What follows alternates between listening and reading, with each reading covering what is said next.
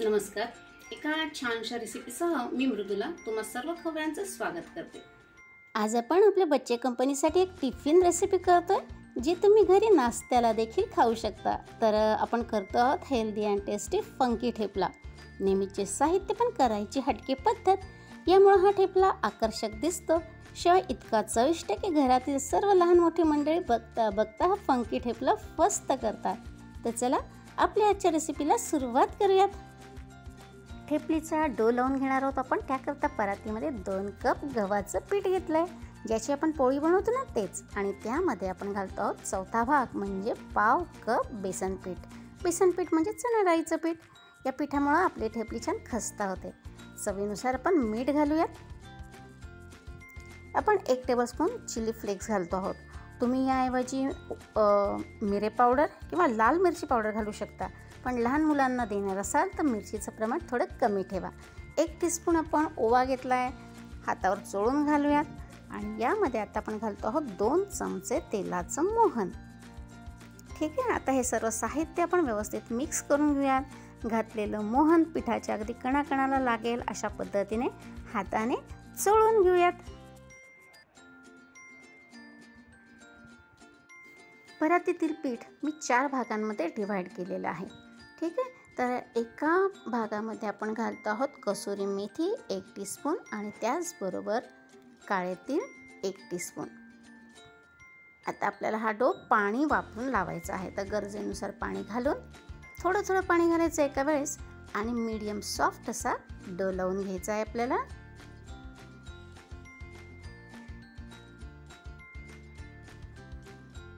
हे बघा, इतपत सॉफ्ट पण हा डो लावून घेतलेला आहे. परफेक्ट. आता यावरती तेलाचा हात फिरवूयात म्हणजे आपला डो सुकणार नाही.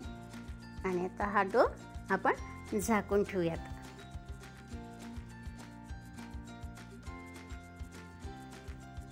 आता आपण दुसऱ्या बोलमधलं पीठ भिजवून घेऊयात, डो लावून घेऊयात. या पोर्शनमध्ये मी घातलेलं आहे पांढरे तीळ 1 टीस्पून आणि हाफ टीस्पून आपण यामध्ये हळद पावडर घालतो आहोत.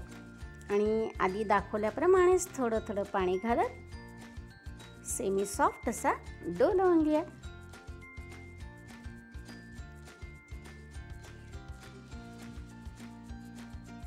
बघा, डो लावून घेतला, वर तेलाचा हात फिरवला. आता आपण हा डो झाकून ठेवूया.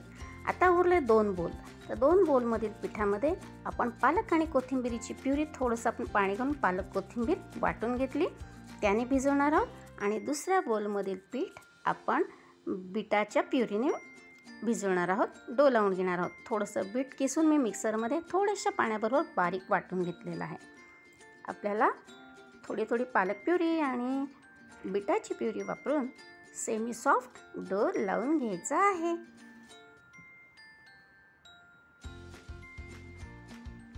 बीट प्युरी आणि पालक प्युरी वापरून आपण दोन्ही डो लावून घेतले. त्यावर तेलाचा हात फिरवला आणि झाकून ठेवलं. आता एकंदरीत भिजवलेले 4ही डो आपण 20 मिनिटासाठी मुरायला ठेवूयात, रेस्ट देऊयात. आपली ठेपली छान चविष्ट व्हावी म्हणून आपण एक मसाला करून घेतो आहोत. समप्रमाणात म्हणजे आपण हाफ टीस्पून प्रत्येकी लाल मिरची पावडर, धणा पावडर, भाजलेला जिरा पावडर आणि चाट मसाला घेतलेला आहे. सर्व मसाले आपण एकत्र व्यवस्थित मिक्स करून घेऊयात. ठेपली करताना या मसाल्याचा आपण वापर करणार आहोत.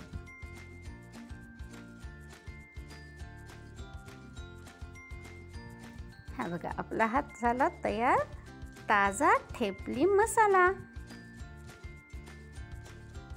20 मिनिटामध्ये सर्व डो व्यवस्थित मुरले. त्यापैकी मी एक डो प्लॅटफॉर्मवर काढून घेतला, परत एकदा छान मळून घेतलं आणि त्याची आपण एक लाटी करून घेतोय, उंडा करून घेतोय. तर आपल्याला याची छान पोळी लाटायची. केवढी जाड? तर आपली रेग्युलर पोळी असते तितपत जाड आपण याची पोळी लाटणार आहोत. आणि त्यासाठी आपण कोरड्या पिठाचा वापर करतोय. हा तयार उंडा आपण या पिठामध्ये बुडवून घ्यायचा आणि व्यवस्थित एकसारखी आपल्याला पोळी लाटायची आहे. फार पातळ नाही आणि फार जाड नाही, रेग्युलर पोळी इतपतच जाड आपली ही पोळी असणार आहे. बेसिकली आपल्याला सर्व डोच्या अशाच पद्धतीने पोळ्या लाटायच्या आहेत. हे बघा, छान मोठी एकसारखी पोळी लाटून घेतली आणि जाड म्हणा तर आपल्या नेहमीच्या पोळीसारखी. आता ही तयार पोळी आपण एका ताटामध्ये बाजूला काढून ठेवूयात आणि आता दुसरा डो घेऊयात. आधीप्रमाणेच मळून घ्यायचा, त्याचा उंडा बनवून घ्यायचा आणि कोरड्या पिठामध्ये घोळवून त्याची आधी दाखवल्याप्रमाणेच पोळी लाटून घ्यायची आहे.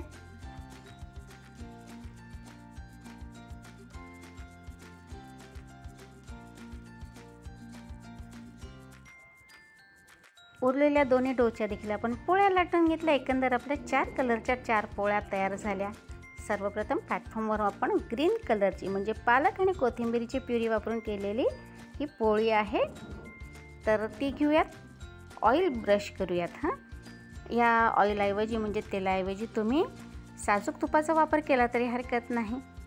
आणि आता ऑइल लावून झालं की यावरती आपण तयार ठेपली मसाला भुरभुरणार आहोत. हे बघा, अशा पद्धतीने भुरभुरवायचा. तुम्ही तुमच्या टेस्टनुसार, तुमच्या आवडीनुसार हा मसाला तुम्ही या ठेपलीवरती पसरवू शकता, पोळीवरती पसरवू शकता.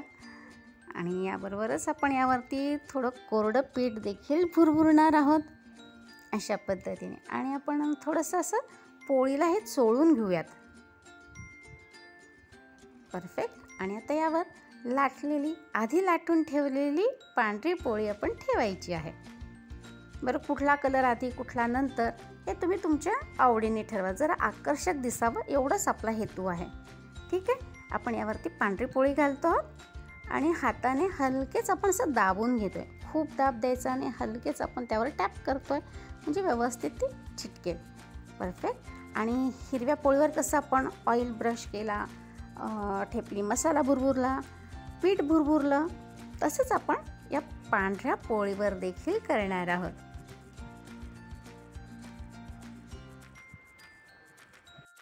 आणि आता यावरती आपण बीट प्युरी वापरून केलेली पोळी ठेवतो आहोत. हाताने थोडंसं टॅप करून घ्यायचं आणि आधी दाखवल्याप्रमाणेच ऑइल ब्रश करायचं आहे. ठेपली मसाला आणि कोरडं पीठ भुरभुरायचं आणि बोटाने थोडंसं चोळून घ्यायचं आहे पोळीला.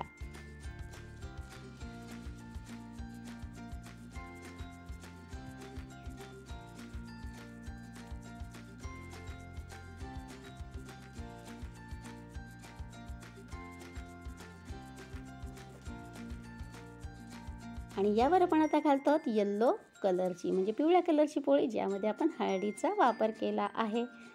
आणि आधीप्रमाणेच थोडीशी पोळी दाबून घ्यायची, ऑइल ब्रश करायचा, ठेपली मसाला आणि कोरडं पीठ भुरभुरायचं आहे आणि बोटांनी छान पोळीला चोळून घ्यायचं आहे.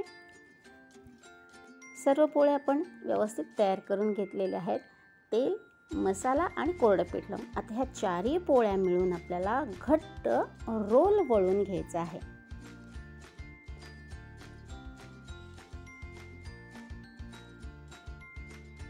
रोल आपण छान घट्ट वळून घेतला आहे. आणि आता हे शेवटची टोकं आहेत ना, असे चिमटे देऊन पॅक करायची. आणि आता आपल्याला हा रोल परत थोडासा वळून घ्यायचा आहे. ठीक आहे. असा थोडासा वळायचा आणि दोन्ही बाजूने असा आतमध्ये ढकलायचा म्हणजे काय होईल, एकसारखा जाडीचा आपला हा रोल तयार होईल. आणि आता हा रोल कट करून आपण ठेपलीचे पेढे कट करून घेणार आहोत. हा रोल कट केला की आपल्या ठेपलीसाठी छोटे छोटे छान पेढे तयार होतील. सावकाश आपण हा पेढा कट करतोय. हे बघा,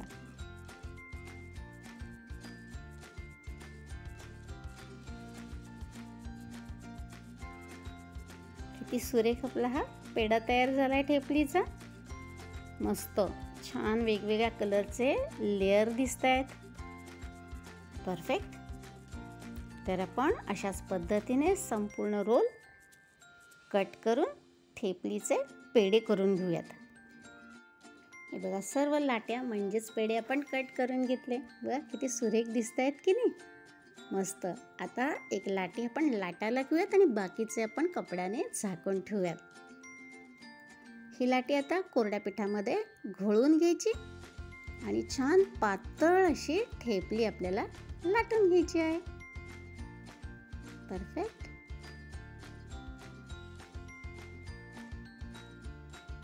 एकसारखी पातळ सर आपल्याला ही ठेपली लाटायची आहे. आणि आपण ठेपल्या 5-6 ठेपल्या एकत्र करून घेऊयात आणि त्यानंतर भाजणार आहोत. ठेपली भाजायला फार कमी वेळ लागतो, हो की नाही. जर तुम्हाला हेल्पिंग हँड म्हणजे कोणी मदतीला असेल तर तुम्ही एकीकडे ठेपली लाटायची आणि दुसऱ्या व्यक्तीने झटपट भाजून घ्यायची.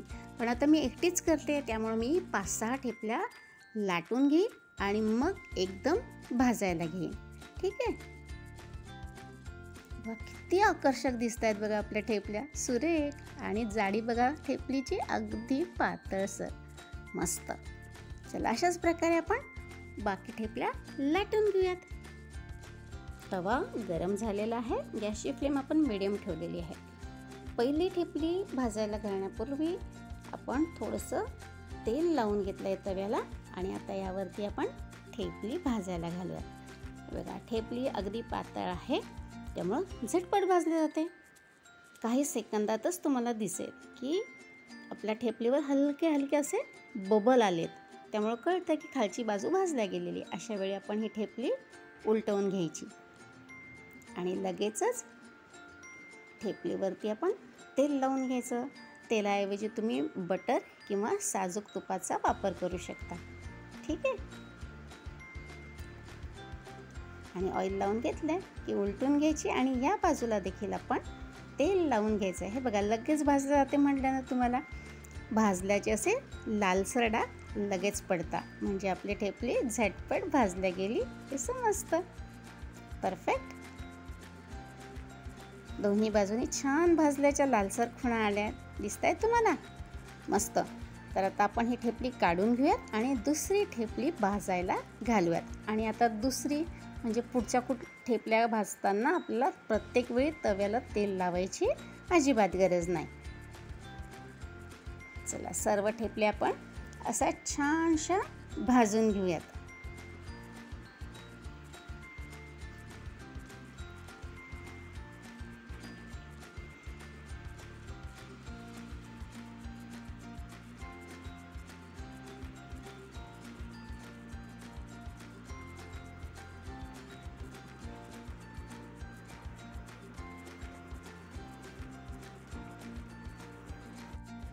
टिफिनमध्ये या ठेपल्या देताना भाजी वगैरे द्यायची अजिबात गरज नाही. पण जर मुलांना हवं असेल तर तुम्ही या ठेपल्यांबरोबर लोणचं किंवा केचप टिफिनमध्ये देऊ शकता.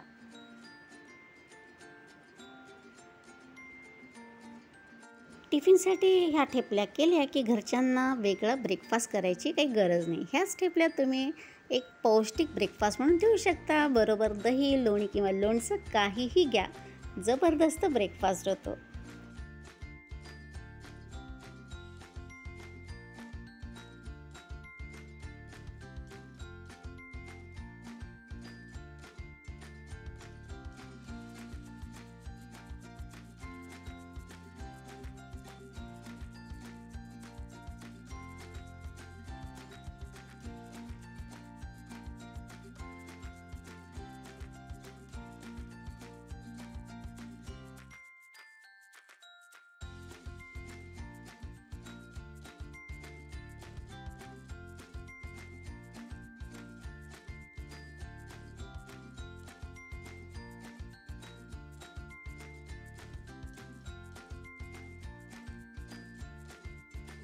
मस्त खमंग, खस्ता, कलरफुल, तेवढा चविष्ट असा हेल्दी अँड टेस्टी फंकी ठेपला रेडी आहे.